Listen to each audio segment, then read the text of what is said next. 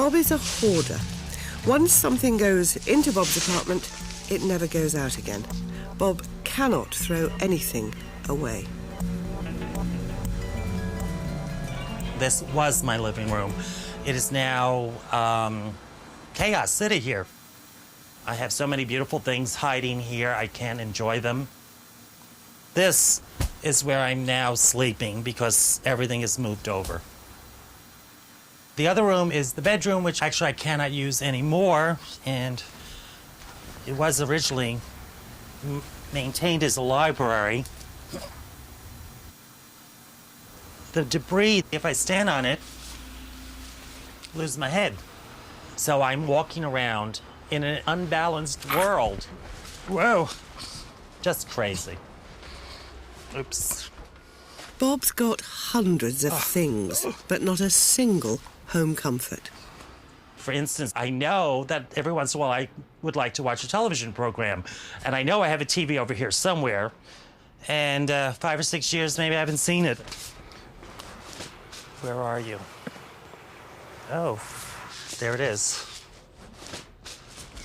All right, let's see if it's alive. Ah, wonderful, it's alive. A lot of it stems from my childhood. I was considered a different kind of person, artist or artistic or whatever. I was beaten and bullied, and I do mean every day. The fear of being seen was the fear of being hit.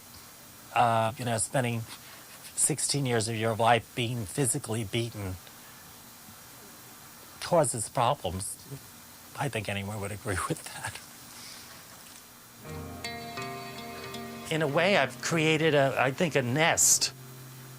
I always say when I'm in my bird's nest, I don't know if I'm going to lay an egg or not. But I think it's that you have a wall around you and people can't see you. Therefore, you're safe. In OCD, the person is bombarded by intrusive, fearful thoughts. Because Bob's hoarding is his way of trying to contain his fears, the thought of throwing things away is terrifying. When I think about throwing things away, the fear is there. It's very real. Getting rid of the clutter. The anxiety is so stressful that you just simply don't even want to think about it. I feel protected, and yet at the same time I feel buried alive. I desperately need to perform some action that's going to result in clearing this up. It's a good thing we're dancers because we have to be very, very graceful. We can have an avalanche, I call it. I could just touch this stack and the whole thing come careening down. Shirley says her hoarding began more than 30 years ago when she was burgled. I started hoarding after our house was robbed. 3 years later, my father was killed in a robbery attempt, and I started feeling more and more fearful. And somehow, I guess I got this convoluted idea that if I had more stuff, I'd be protected. Somehow, the clutter makes me feel safe.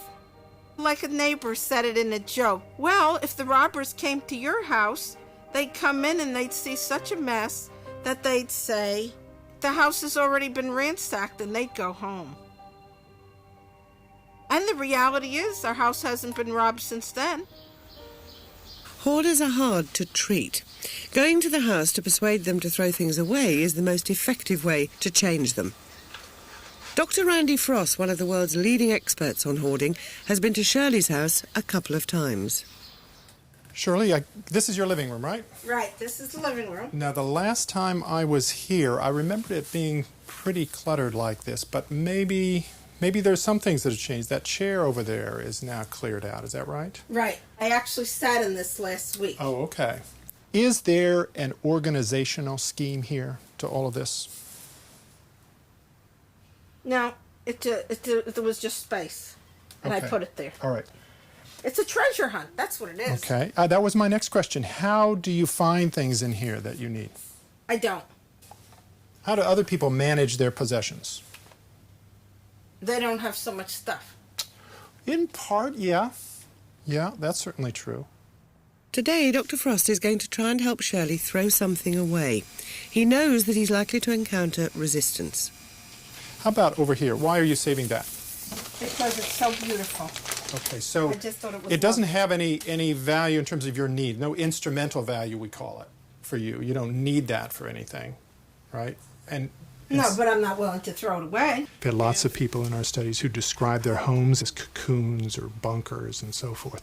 So really the sense of being vulnerable seems to be involved somehow. These possessions come to signal safety.